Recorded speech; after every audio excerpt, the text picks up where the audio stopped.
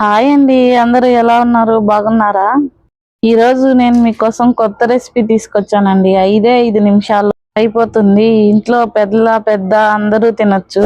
అదే అండి పల్లి పకోడీ. కరెక్ట్‌గా చిట్కాలు పాటిస్తా చేస్తే ఎంతో టేస్టీగా, క్రిస్పీగా ఉంటుందండి. సాయంత్రం స్నాక్స్ లేకైనా, స్కూల్ బాక్సెస్‌కైనా సూపర్‌గా ఉంటుంది. సో, దీనికోసం నేనిప్పుడు 200 గ్రాముల పల్లీలు తీసుకొని 3 స్పూన్ల బియ్యపు పిండి, 3 స్పూన్ల శనగపిండి, కొంచెం జీలకర్ర, 1 స్పూన్ కారము. కారం ఎక్కువ తినే వాళ్ళైతే ఇంకో హాఫ్ స్పూన్ వేసుకోండి. అలాగే ఇందులోకి half spoon garam masala, half spoon కంటే కొంచెం తక్కువ ఉప్పు తీసుకున్నాను. ఇప్పుడు ఇవన్నీ తీసుకొని ఒకసారి బాగా కలుపుకోవాలండి. దానివల్ల పల్లీలకి పడుతుంది.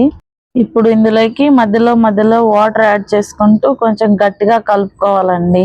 కొంచెం కొంచెం వాటరే వేసుకోవాలి. ఒకేసారి అన్ని వేస్తే మెత్తగా అయిపోయి బాగుండదండి టేస్ట్. ఇది అనేది గట్టిగా కలుపుకుంటూ ఒత్తుకుంటూ చేసుకోవాలి. ఇలా కలుపుకున్న తర్వాత ఇప్పుడు మనం కావాలనుకుంటే ఇలా సింగిల్ గా తీసుకొని పిండి మొత్తం దాని చుట్టూరు అయ్యేలాగా రౌండ్ లాగా చేసుకొని పక్కన వేసుకోవచ్చు. చేయడం వల్ల పిండి అనేది అన్నిటికీ ఈవెన్ గా పడుతుంది. నేను కొన్నే చేశాను, చూడండి అలా వస్తాయి.